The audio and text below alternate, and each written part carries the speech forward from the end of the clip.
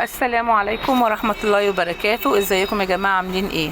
اللهم صل وسلم وبارك على سيدنا ومولانا محمد عليه افضل الصلاة وازكى السلام. النهاردة ان شاء الله مع بعض الفيديو جديد. اتمنى الفيديوهات بتاعتي تكون بتعجبكم، ومتنسونيش في الاشتراك وترفعوا لي القناة. والقناة دي مش هتكبر الا بيكم انتوا، وانا متعشمة في ربنا وفيكم ان شاء الله الاشتراكات تزيد والقناة تكبر. فهنا هبدأ معاكم ان شاء الله فيديو جديد يا رب يعجبكم. الاول هنا اول فيديو خالص زي ما انتم شفتوا كده ان في الكتاكيت البلدي.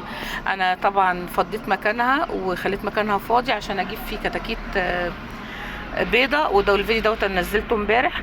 فانا طلعت الكتاكيت البلدي في عشه تانية اكبر شويه علشان ياكلوا براحتهم وعشان يجروا براحتهم، لان لما الطير بياكل وبيبقى المكان بتاعه واسع فاحجامه بتكبر ووزنه بيتقل. فهنا انا طبعا انا عندي العشه بتاعتي قسمتها، مقسماها جزء الفراخ البيضة زي ما انتم شايفين كده، وجزء وحتى معاهم البط، وجزء للفراخ البلدي الكبيره، وجزء عملته للفراخ البلدي الصغيره خالص. كل دوت في مكان واحد. وعندي عشه صغيره دي بعمل فيها بربي فيها الفراخ البلدي او اي فراخ صغيره بجيبها او بط او اي حاجه بجيبه بربيه في مكان صغير كده عشان اعرف اخد بالي منه كويس، واحط له العلف والاكل والميه وانضف تحتيه بكل سهوله. فهنا زي ما انتم شايفين في الاول خالص حطيت للفراخ البلدي كان عندي خس قطعته، وحطيت الفراخ البيض قطعت الخس وحطيته لهم، وبرده حطيت منه للفراخ البلدي الكبيره. وبعد كده عندي بحط لهم الخلطه بتاعتهم اللي انا بعملها عشان دي خلطه تسمين.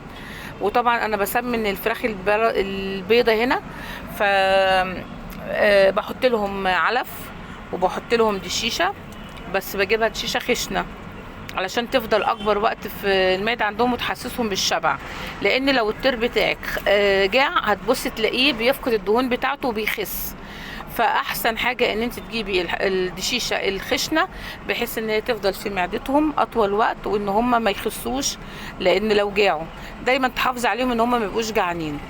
فانا هنا بعمل لهم الخلطه بتاعتهم، بجيب عيش وطبعا انا ببل العيش وبحط عليه رده.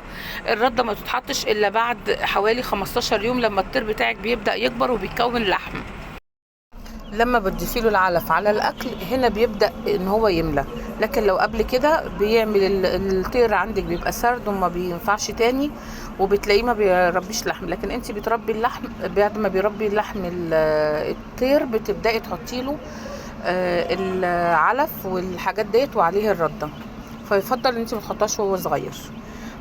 وزي ما انتم شايفين كده عندي بسم الله ما شاء الله الطيور البيضه بقت كويسه وحجمها ما شاء الله كويس. بس انا مش هذبح منها دلوقتي لان انا عندي يعني الحمد لله، بس انا مستنيه شويه تاني هم طول ما موجودين بياكلوا فما فيش مشكله. هو الاكل ده بيزود وزنهم، ما فيش مشكله في اكلهم خالص، وخاصه ان انا كمان دلوقتي قللت العلف قوي.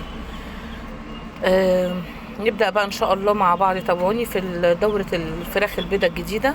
كل اللي عايز ان شاء الله ان هو يربي يبدأ معايا من اول وجديد. وهنا الفراخ البلدي بسم الله ما شاء الله هي انا كده منتظرة ان هي ان شاء الله تبشر بالبيض، لان هي كده داخلة في ممكن حوالي 5 شهور او 4 شهور، لان انا جايباهم في نص مثلا واحد، وجبت بعديهم بشهر طيور تانية اللي هي البلدي التاني الصغير شوية. فطبعا هنا احنا بنربي عشان نوفر، مش بنربي ان احنا بنكلف نفسنا. فانا لما اجيب الفراخ التانية نعتبر نفسنا ان احنا مثلا بنجيب كل اسبوع فرخة ب200 250 جنيه، الكيلو ب80 جنيه دلوقتي. لا ال 200 جنيه دولت او ال 250 دولت لا هاتي بيهم شوال علف في 10 كيلو يكفيهم حوالي 8 ايام.